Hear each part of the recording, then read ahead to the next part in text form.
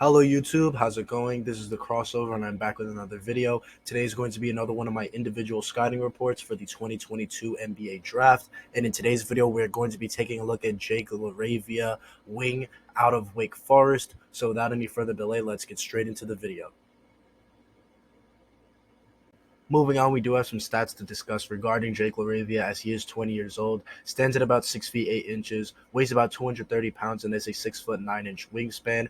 Overall, a decent physical profile. That wingspan is what really hurts Jake LaRavia's overall physical profile, as you would like to see that be about 6'10", 6'11", 7 feet.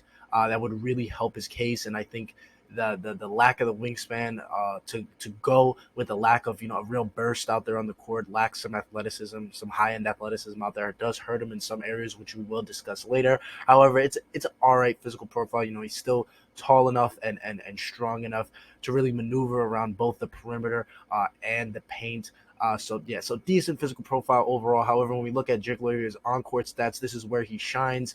He played his freshman and sophomore years of college at Indiana State before transferring to Wake Forest this previous season for his junior year, where he did average a very impressive 14.6 points, 6.6 rebounds, 3.7 assists, 1.7 steals, and 1 block per game. Very versatile, effective player from in pretty much every facet on the court. As you guys can see, he's garnering those steals, those blocks. Nice to see that. He's scoring a decent amount. Was the second leading scorer on this Wake Forest team, only behind Alondes Williams, who we will be covering in the next video.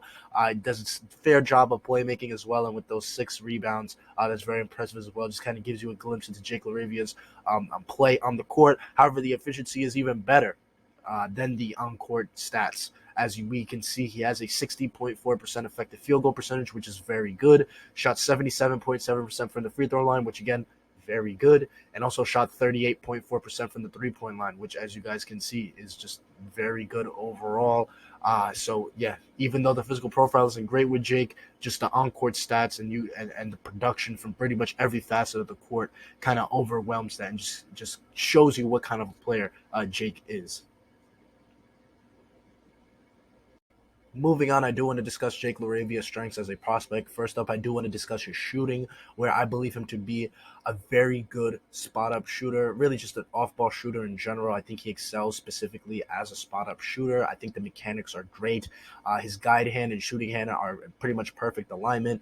Gets a nice release on his shot, and as well as getting good elevation, good lift on his shot. I love the energy transfer. It's just a smooth one-motion shot, which I love, and that's not really something that you see too much out of a lot of these other bigger wing prospects. So to see that out of Jake and see that he already has that combined with some of his other strengths makes his shooting very impressive. And you combine that with him showing upside as an off movement shooter, where he's able to come off screens or come off certain actions and kind of catch and still get into a shot, keep the same mechanics, is something that I really like. And I think that's going to be something that definitely translates for him to the NBA level. Moving on to another strength of his, which is his ball handling for his size, as he's able to help Alondes a lot of times initiate the offense, whether that means grabbing the defensive rebound and kind of pushing it down the court to kind of initiate a fast break, or whether the opposing team is kind of pressing Wake Forest. Jake is able to help out, kind of bring up the ball, kind of be like that safety valve when the other team is pressing, and he's able to initiate the offenses, and he's able to keep those smaller, peskier defenders kind of on his hip, just given his size, able to put them on his back. Which is something that you definitely really like to see. And aside from being able to initiate offense, he's also able to attack closeouts and really get to the rim. Just a very smooth, crafty player overall. And another part of his offensive repertoire involves his off-ball scoring, which is really good. I think Jake LaRavia is really in contention for one of the best off-ball scorers in this class, specifically with his cutting. He just has a knack for knowing when to cut and when to fill in the open spots on the court, which is it's really cool. And it's really cool to see his synergy with Alondes Williams, or Alondes Williams is, in my opinion, the best passer in this class. So to see Alondes be able to fit those passes to these tight windows, and Jake make like the perfect cut at the perfect time, is just really good to see. And in Jake's own defense, he's also a very good passer, where he's able to recognize the open man in a variety of different situations. He's able to come off screens in his own right. He's able to come off screens, find the roll man, or sometimes hit the man in the dunker spot. He's also able to make passes out to the perimeter to hit his open shooters as well, which is something that you really like to see. Just a very versatile and high IQ offensive weapon.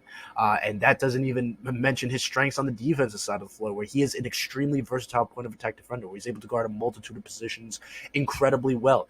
He's able to guard the post. I remember a specific play against UNC where Brady Manick was kind of operating around the post for the first half of the shot clock, and he was facing him up, not allowing Brady Manick to get a clear look at get not allowing the UNC guards to have a clear look to get Brady Manick the ball.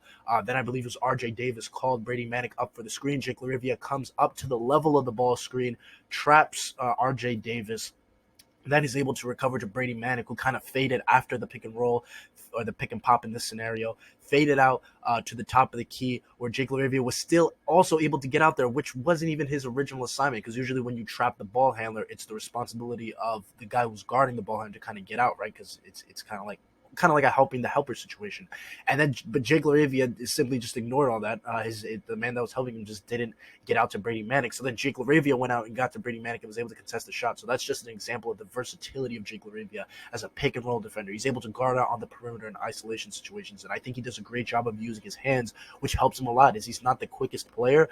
He don't get me wrong, he's definitely quick, but he's not like the quickest of quickest players, right? But he's able to use his hands in an efficient way that he oftentimes doesn't get called for a foul. I mean, I know he averaged almost three fouls per game this season, but still, he uses his hands a fair amount, and for a lot of times they just weren't called. He does a great job kind of keeping his hands, like he'll kind of keep touching, so it doesn't directly look like a foul, which it just goes to show you his high IQ and just his overall talent level on the defensive side of the floor. And that's not even to mention his strengths as an off-ball defender, where as a strong side defender, he's able to pick off passing lanes. If a guard is driving near him or just a general ball handler is driving near him on his side, he has the ability to pick off that player's handle, just kind of pick his pockets. And also as a weak side defender, he does a great job of staying with his man, calling out off ball actions, whether that be like screens or whatnot. If it's a variety of different screens, he'll get through it. And he also has real upside as a weak side rim protector, which again just goes to show you his prowess and versatility, not only on the defensive end of the floor, but overall as a player, as we've discussed. Moving on to some concerns I do have regarding Jake LaRavia. First up, I do want to discuss, as we previously mentioned, with the physical measurements, not being great, especially with that wingspan, and he's just not the best vertical athlete in general. I think it does hurt him in terms of his finishing, even though he did finish at the rim at a very efficient rate this season, finished at about 67% at the rim, which is impressive. Don't get me wrong. However, I think there were certain instances here and there that did make me worry about Jake LaRavia's finishing at the next level, just because he's just not an above the rim finisher right now. Don't get me wrong, he can catch, alley oops and whatnot if he's open, kind of get above the rim. But I'm talking about, in traffic with the ball in his hands, right? Which I do think is something that he could potentially work on. I think, your athleticism at this point is what it is. But, I think as he grows and just with how high of an IQ he has, it's not something that I'm super concerned about. I think it's something that he will learn to work around as he's kind of made it work up to this point in his basketball career. So I think he will be fine with this, but it is something that I do think he will have to work on. Another weakness that I have regarding Chiklavia is just the handle. As we mentioned before, it's not perfect. There are times where he can get his pocket picked, or he can just lose the ball off his foot, or even in traffic. And I think that's definitely something that he's going to have to clear up to really reach his ceiling as, this versatile two-way weapon for whatever team ends up drafting him. So really cleaning up the handle is something that I think he will have to do. Also, I think there were a lot of times where I think he could have been more aggressive. And don't get me wrong, as I state here, even though the offense wasn't working a lot of times with Alondas, and don't get me wrong, like Alondas is my favorite player in this class. I'm not going to lie. I think him, Malachi Branham, maybe Wendell Moore, those are some of my favorite guys in this class. But I love watching Alondas Williams play. He's probably my favorite player in this class. So I say this out of, as a person who loves watching Alondas play, is that sometimes the offense was a bit shaky when it was running through him. And I felt that there were a lot of times where Jake LaRavia kind of could have stepped up a little bit. And I know down the stretch of Wake Forest's games, they kind of started running the offense a lot more through Jake. But, there were a couple times where I kind of just thought, Jake, maybe you should have gotten the ball there. I know that you thrive, as an off-ball player and whatnot, but, kind of, go get the ball, right? So, I mean, in the NBA, at the NBA level, I don't think he's going to be a player that's going to have to thrive. That's going to have to thrive or succeed with the ball in his hands. That's not going to be part of his swing skill, right? But I do think that being more aggressive is something that will definitely help him in the long road, and really recognizing when it's his time to get his right. And another weakness is that he can be a little bit too aggressive as a help defender, I think, and sometimes he can kind of roam a little bit, and then that'll result in his man having an open shot, but that doesn't take away from just how awesome of a defender Jake really is. So all these weaknesses aren't necessarily nothing big. I think they're all things that can be fixed and will be fixed as Jake continues to grow and adapt at the NBA level. Moving on to Jake LaRavia's outlook, and this is going to be pretty simple and pretty quick, as I believe he has a pretty clear trajectory throughout his career, and I don't really see too many other avenues for a caliber player that Jake LaRavia can come. I think his floor is a middle of the rotation guy. I don't see Jake LaRavia really falling out of the league simply because he's just too talented, too versatile, too skilled on both sides of the floor for him not to pan out at the very least a middle of the rotation guy, where he's a guy who can come in, space the floor for you, not necessarily at a great rate, probably like at anywhere from 32 to maybe 34-35% clip. He's a guy who's going to be able to attack closeouts and maybe find the open man, right? Kind of showcase some of that passing ability that he does have, while also being a versatile defender who it might take him maybe a little bit to get used to the NBA game, but I think once he gets used to the NBA game, he will be a very effective, versatile point of attack defender who can cause some havoc as a help side defender overall, both as a strong and weak side defender, as we discussed. And I think his medium outcome is as a solid starter, where, as I stated here, where just all of his strengths just continue to improve, right? He just learns to become a more disciplined help side defender, even though he is already disciplined, right? Where the shooting, slowly increases, right? Over time to, 36, 37, 38 keeps increasing, so on and so forth. And the handle continues to get better as well. So I think his medium outcome and his most likely outcome is becoming a solid starter at the NBA level. And I think his ceiling is just becoming one of the best role players in the league, honestly, just with Jake LaRavia's overall versatility. And what I mean by his ceiling is just his highest possible outcome. And I think that is becoming one of the best role players in the league, simply because, again, just how versatile of a player he is. And he just screams, Jake LaRavia just screams of a late playoff rotation caliber player. We just saw teams like Boston and Golden State and Dallas with all these big, long wings who are versatile defenders who can guard multiple positions, who can help, who are not liabilities and off of the ball defensively, who can space the floor, who can kind of put the ball on the floor a little bit, right?